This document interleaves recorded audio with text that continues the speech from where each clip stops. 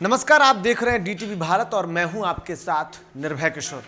बिहार में कोरोना का काल है और कोरोना काल के दौरान सियासत थमने का नाम नहीं ले रही है। दरअसल अब बिहार में फ्री में सियासत होने लगी है। अगर ये सुने होंगे तो आपको शायद अचंभा लगा होगा कि आखिर में बिहार में फ्री में सियासत क्यों हो रही है।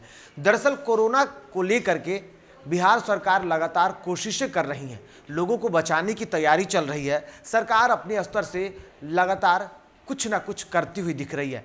ऐसे में बीते दिनों मुख्यमंत्री नीतीश कुमार ने एक ट्वीट किया था और इस ट्वीट में उन्होंने आईजीआईएमएस अस्पताल में लोगों को इलाज करने वाले जो संक्रमित होंगे, यानी कोरोना संक्रमित के जो शिकार होंगे, वो आईजीआईएमएस में जो इलाज कराएंगे उनका फ्री में इलाज कराया जाएगा, ऐसा उन्होंने ट्वीट किया था।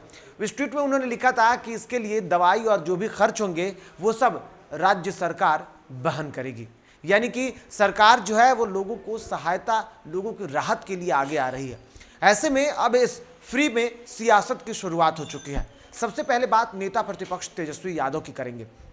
दरअसल नीतीश कुमार के इस ट्वीट पर कई सारी प्रतिक्रियाएं आई हैं और उसमें एक नाम है नेता प्रतिपक्ष तेजस्वी यादव का। तेजस्वी यादव ने नीतीश कुमार के ट्वीट पर हमला भी किया है और इशारों में बहुत कुछ उनसे पूछ भी लिया है। दरअसल नेता प्रतिपक्ष तेजस्वी यादव ने जो ट्वीट किया है उसमें उन्होंने कहा है कि मुख्यमंत्री जी अधूरी जानकारी मत परोसिए।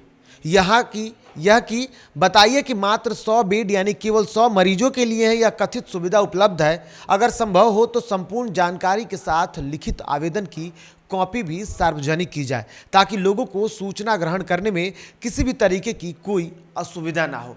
दरअसल मुख्यमंत्री के द्वारा जो बातें कही गई हैं इसमें उन्होंने आईजीआईएमएस अस्पताल कहा है, जिसके बाद उसको पूरी तरीके से विस्तार करते हुए नेता प्रतिपक्ष ने कहा है कि 100 बेड यानी कि आईजीआईएमएस जो अस्पताल है वो मात्र 100 बेड के लिए कोरोना संक्रमितों के लिए वहां पर रिजर्व रखा गया है। तो क्या 100 वो बेड हैं जिस पर संक्रमित वहां पहुंचेंगे और उनका इलाज होगा, वही लोगों को फ्री में दी जाएगी या फिर और? इस सवाल को लेकर के उन्होंने कहा है कि एक डॉक्यूमेंट जारी करें और बजाबते उसको सार्वजनिक करें ताकि लोगों को समझने में दिक्कत ना हो जाए। दरअसल इस खबर के बाद और सीएम के ट्वीट के बाद जाहिर सी बात है कि बहुत सारे लोग इसके बाद परेशान दिखे। वो समझ नहीं पा रहे थे कि क्या कोरोना संक्रमित जो पूरे लोग हैं उनका इलाज सरकार करेगी या फिर सिर्फ और सिर्फ आईजीआईएमएस अस्पताल में पहुंचने वाले। लेकिन मुख्यमंत्री नीतीश कुमार ने साफ तौर पर आईजीआईएमएस अस्पताल लिखा है, तो ऐसे में आईजीआईएमएस ही अस्पताल होगा। लेकिन प्रदेश में संक्रमितों की संख्या लगातार बढ़ती जा रही है और रोज दिन 10,000 से अधिक मामले सामने आ रहे हैं। तो ऐसे में संक्रमित कितने ऐसे होंगे जो आईजीआईएमएस अस्पताल पहुंचेंगे?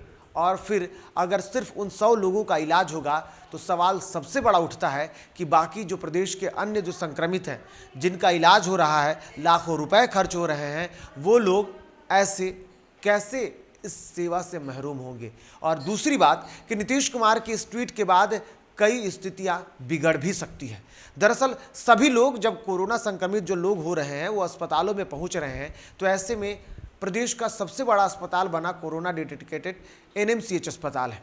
वहां लोग क्यों जाएंगे जहां पहले से ही कई सारी लापरवाहियां सामने आ रही हैं? तो सभी लोग बेहतर सुविधा के लिए आईजीआईएमएस अस्पताल में ही क्यों नहीं जाएंगे जहां उन्हें बेड भी मिलेगा और फ्री में इलाज भी होगा? बेड की कमियां हैं, वहां मात्र 100 बेड है, लेकिन ऐसे में लोगों की भीड़ वहां जुट सकती है। नेता प्रतिपक्ष का ये सवाल जाहिर है कि सच कहा जा सकता है, क्योंकि उन्होंने जो सवाल पूछा है वो बिल्कुल लाजमी है। लोग समझ नहीं पा रहे हैं और ऐसे में स्थिति बिगड़ ना जाए, इसलिए नीतीश कुमार का द्वारा किया हुआ जो ट्वीट है वो ट्वीट कई सारे उलझनों में लोगों को डाल रहा है। इसलिए डीटीवी भारत के तरफ से जिस तरीके से लगातार अपीलें की जा रही हैं कि आप अपने संयम बरतें और घरों में संभव हो सके तो घरों में रहें, इलाज जहां तक संभव हो सके घरों में करें। अस्पताल या फिर फ्री की उस बात पर आप आगे ना निकले, आप आगे ना आए और इस तरीके की परिस्थिति ना बन जाए आपके साथ कि आपको भी अस्पताल में जाना पड़े।